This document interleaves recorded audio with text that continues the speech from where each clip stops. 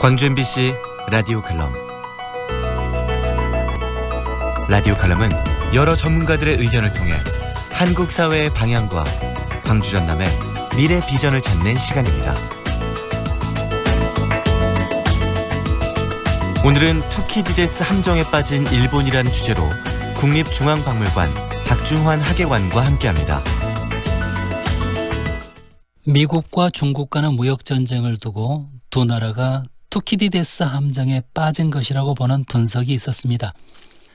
역사가 투키디데스는 펠로폰네소스 전쟁을 두고 아테네의 빠른 성장에 대한 스파르타 사람들이 느낀 우려와 공포가 전쟁을 불렀다라고 썼습니다.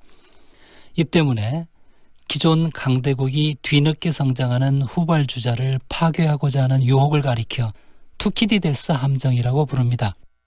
미국에게 배운 것일까요? 이번에는 일본이 도발을 했습니다.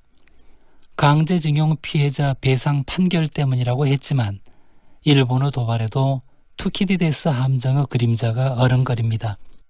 아직 불황의 어려움이 있지만 해방 이후 70여 년의 짧은 시간 동안 그것도 전쟁의 폐허를 딛고 이룩한 한국의 경제 발전은 빨랐습니다.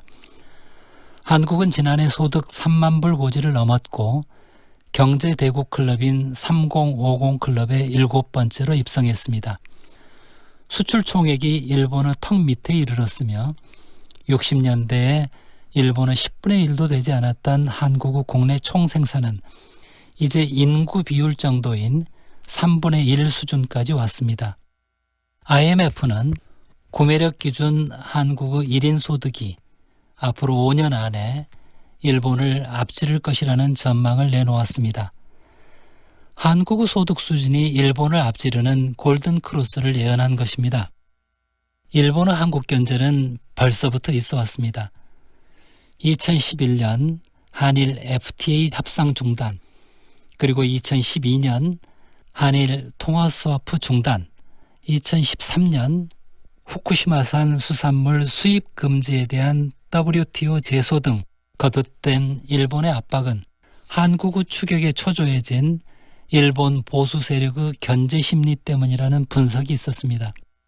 그러나 그 속에서도 한국 경제는 견조하게 성장해 왔습니다. 일본의 도발은 길게 보면 역사 속에서 천수백 년간 반복된 한일 간 대립의 새로운 변형입니다. 지금 우리가 국론의 분열을 하나로 모아야 할 것이 있습니다. 이웃나라 사이의 설린 우호를 발전시키는 것과 파괴적인 도발에 맞서는 것은 다르다는 것, 분업과 협업을 통해 함께 발전하는 것도 자기 기술과 자기 자본의 독립 능력 위에 이루어져야 한다는 것입니다. 일본 제품 불매 운동과 같은 국민들의 단합된 위기 극복 의지가 있다면 그 또한 우리 쪽의 힘을 더 강화시킬 것입니다. 우리는 늘 이겨왔습니다. 결국 이 어려움도 극복하고 우리 경제가 순항하기를 바랍니다.